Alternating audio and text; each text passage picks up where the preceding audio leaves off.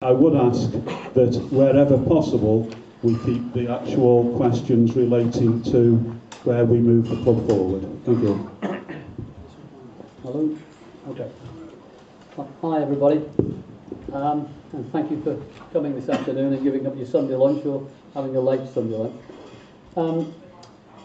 There's a few items there that Dave has asked me to speak about, and I'll try to take the ones in the order that he's given me. And most of these things will just be for clarity, so you know exactly what the position is. Now, firstly, with regards to shareholding at the club, I think everyone knows actually what these figures are, but just to repeat them, Bill has £65,000 worth of shares. I have £62,500 worth of shares. Glenn has about £48,000 worth of shares. And Mickey doesn't have any shares, as you know. He's on Stanley's proxy. So that's the current position of shareholding. Now, with regards to Bill's resignation from the board, this has been agreed by the board when new investment is in place.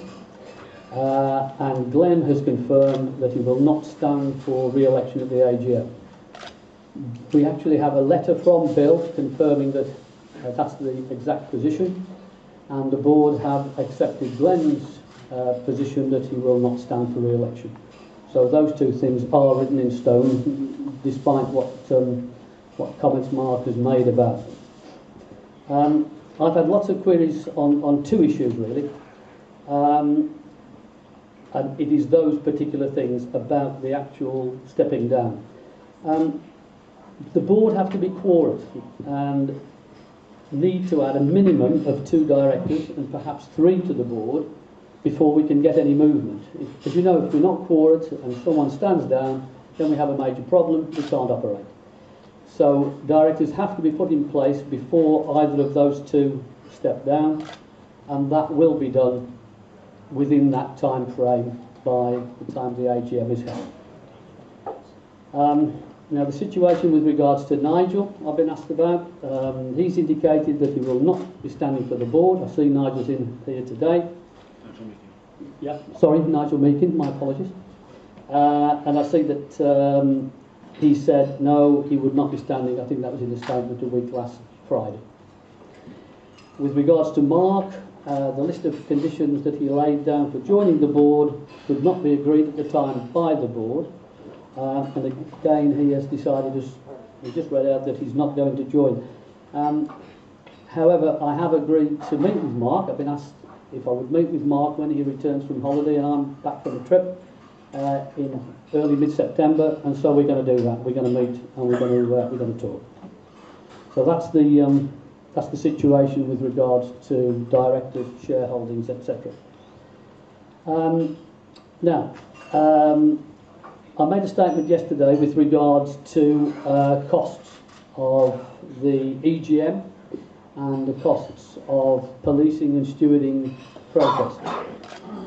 These figures have come out to over £100,000. They are as a direct result of stewarding, policing and legal fees.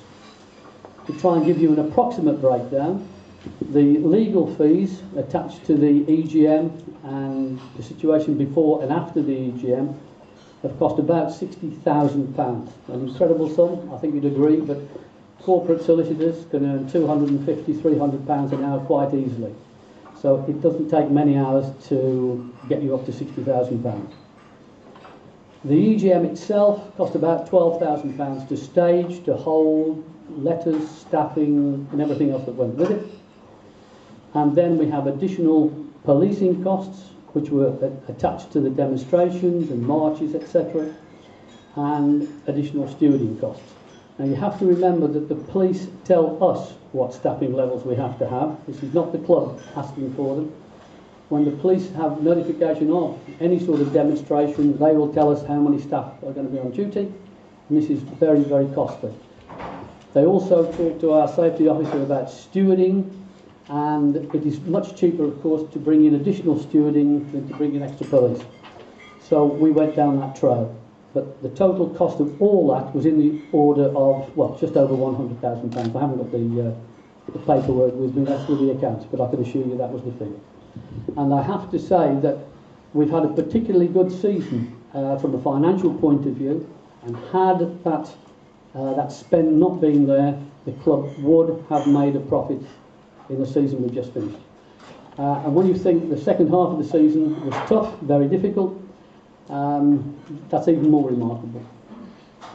People have sort of, over the last 2 or 3 weeks, have texted me, emailed me to say about losses, but when you consider most second division, in fact most football clubs make huge losses, and Crewe alone lost 1.7 million in the last 2 seasons, I think that turnout for us is first class.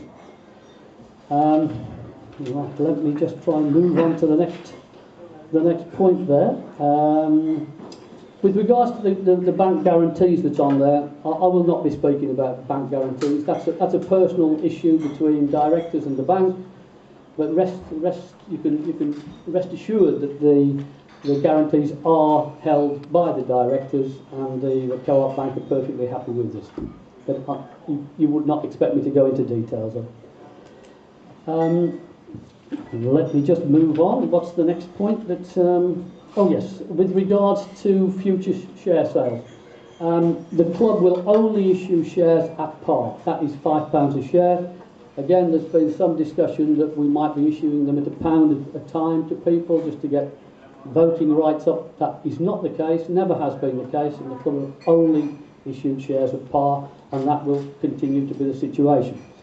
I've also been approached by several people who would like to sell their shares, and what I've said is, well, if you approach the club, we will try to see if there's any buyers out there for you, and try to bring 2 people together, any transaction.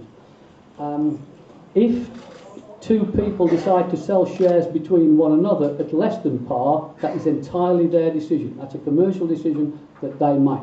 Nothing whatsoever to do with the football club. So I hope that sorts that position out there. Let me move on to the next one, which was the shares, yes. And then just long-term vision for the football club. Well, as I said, we've had a good season. I think we've had an excellent start to this one. The commercial income, which Perry will speak about later, has risen greatly since Perry's been in place. And I think it's true to say that we've already passed last year's figures. So at this stage of the season, that's tremendous.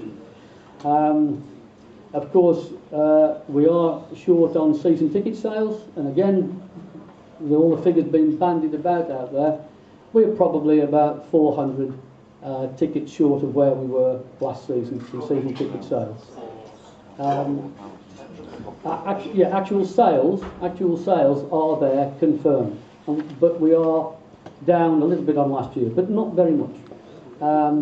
So we would like everybody to come along and buy season tickets. That's your prerogative, of course. Get an advertising board with it. Pardon? To get an advertising board with it.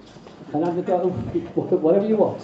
But anyway, that's the position. Going forward, we see a very healthy position, and we're perfectly happy with the commercial income side of it. Thank you.